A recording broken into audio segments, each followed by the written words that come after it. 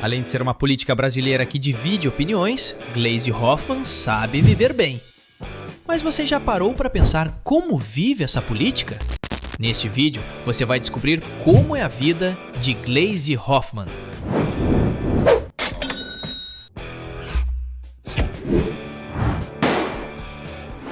Carreira. Nascida em setembro de 1965, em Curitiba, no Paraná, Gleisi Helena Hoffmann é uma política brasileira. Formada em Direito, iniciou sua trajetória ainda jovem no movimento estudantil, chegando à presidência de entidades importantes, como a União Paranaense dos Estudantes Secundaristas. Sua carreira profissional começou como assessora parlamentar no final da década de 1980, passando por cargos no Legislativo e Executivo ao longo dos anos 90. O salto político ocorreu nos anos 2000, quando assumiu funções estratégicas na administração pública, incluindo a diretoria financeira da Itaipu Binacional entre 2003 e 2006, sendo a primeira mulher a ocupar o cargo. Em 2010, foi eleita senadora pelo Paraná, tornando-se a primeira mulher a representar o estado no Senado. Durante esse período, também ocupou o cargo de ministra-chefe da Casa Civil no governo Dilma Rousseff, entre 2011 e 2014. Após deixar o ministério, disputou o governo do Paraná em 2014, mas não foi eleita. Em 2018, voltou ao Congresso como deputada federal, sendo reeleita em 2022 com forte votação.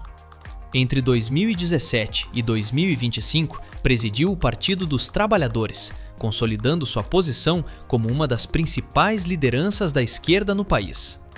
Em 2025, assumiu a Secretaria de Relações Institucionais no governo Lula, atuando diretamente na articulação política até 2026. Então vamos conhecer mais sobre como é a vida dela? Antes, não se esqueça de se inscrever no canal. Vida pessoal. Gleisi Hoffmann nasceu em Curitiba, em uma família de origem alemã, sendo filha de um agricultor e de uma cabeleireira. Cresceu ao lado dos pais e 3 irmãos, em um ambiente simples, o que influenciou sua formação pessoal e política desde cedo. Durante a juventude, chegou a considerar a vida religiosa, mas seguiu outro caminho ao se envolver com o movimento estudantil e a militância política. Na vida afetiva, foi casada inicialmente com o jornalista Neylor Toscan, relacionamento que durou cerca de 6 anos. Posteriormente, em 1998, casou-se com o ex-ministro Paulo Bernardo, com quem teve 2 filhos. O casal ganhou destaque nacional por ocupar cargos importantes simultaneamente no governo federal, sendo frequentemente citado como um dos casais mais influentes da política brasileira na época. A relação chegou ao fim em 2019, após mais de 2 décadas. Pouco tempo depois, em 2020, Gleisi assumiu publicamente um relacionamento com o político Lindbergh Farias, também figura conhecida no cenário político nacional. Sua vida pessoal também foi marcada por polêmicas, principalmente durante a Operação Lava Jato. Em 2016, foi indiciada pela Polícia Federal sob acusações de corrupção relacionadas a valores destinados à campanha eleitoral, o que gerou grande repercussão na mídia e no meio político.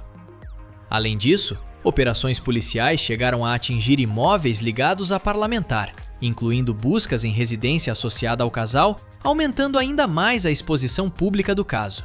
Apesar das acusações, em 2018, Gleisi Hoffmann foi absolvida pelo Supremo Tribunal Federal por falta de provas, encerrando juridicamente um dos episódios mais marcantes de sua trajetória pessoal e política.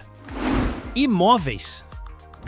Ao longo da sua trajetória política, Gleisi Hoffmann construiu um patrimônio imobiliário considerado compatível com sua carreira pública, com destaque para imóveis localizados principalmente em Curitiba, no Paraná.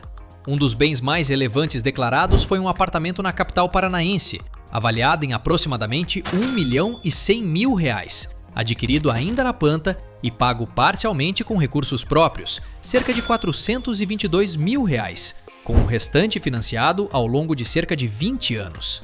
Além desse imóvel mais recente, Gleisi já possuía anteriormente outro apartamento em Curitiba, avaliado em torno de R$245.500.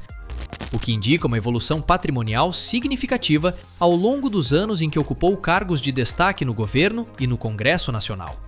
Esses imóveis, embora não tenham detalhes públicos amplos sobre metragem ou decoração, seguem o padrão de classe média alta da região urbana de Curitiba, especialmente em bairros valorizados como Água Verde, onde a política já residiu.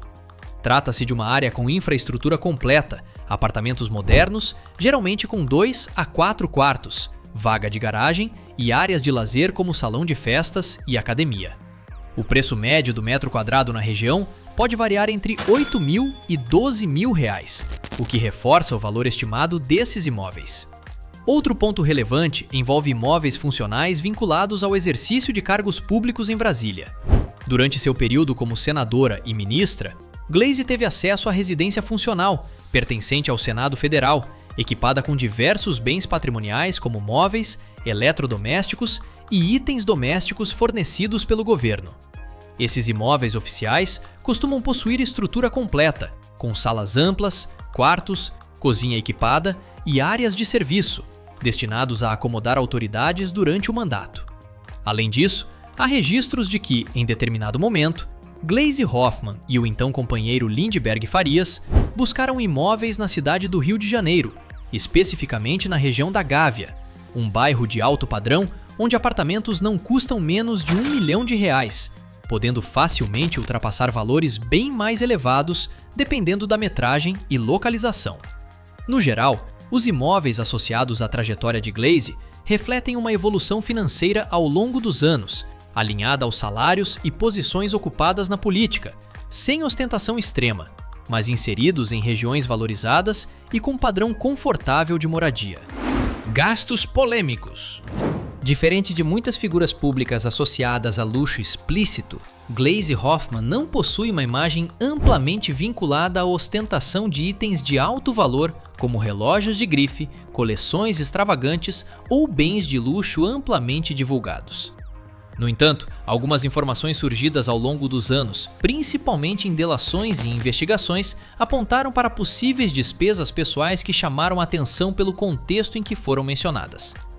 Segundo relatos de delatores em investigações da Operação Lava Jato, valores oriundos de esquemas ilícitos teriam sido utilizados para custear despesas do dia a dia, incluindo itens como combustível, contas domésticas, IPVA, condomínio e até pequenos reparos domésticos.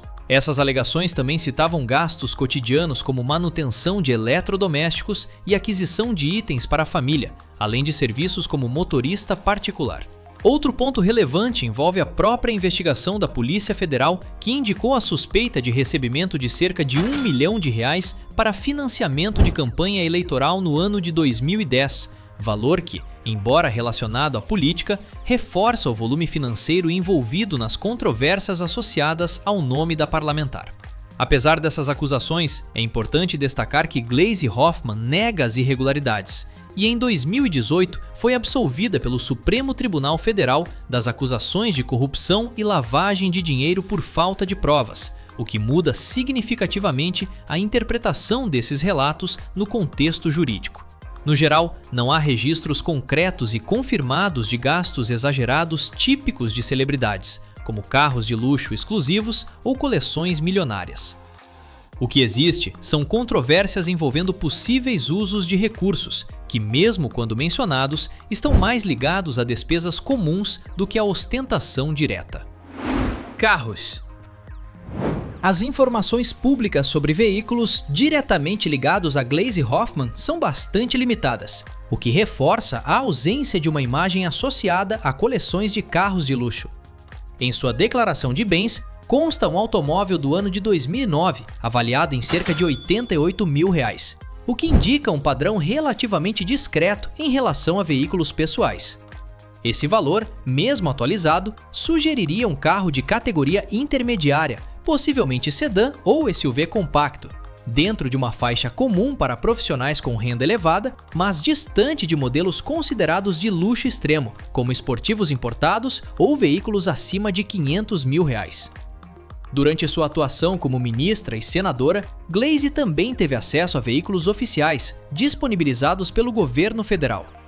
Esses carros geralmente são sedãs executivos, como modelos da categoria Toyota Corolla, Ford Fusion ou similares, com valores que podem variar entre 120 mil e 300 mil reais, dependendo do modelo e do ano. Esses veículos são utilizados exclusivamente para atividades institucionais, com motorista e manutenção custeados pelo Estado. Não há registros confiáveis de posse de carros esportivos, coleções automotivas ou aquisições de veículos de altíssimo valor. Isso coloca sua imagem, no quesito automóveis, distante do padrão de ostentação observado em celebridades ou empresários de alto luxo. De forma geral, o perfil automotivo de Gleisi Hoffmann é marcado por discrição e funcionalidade, com foco no uso institucional e em veículos compatíveis com sua trajetória pública. Negócios.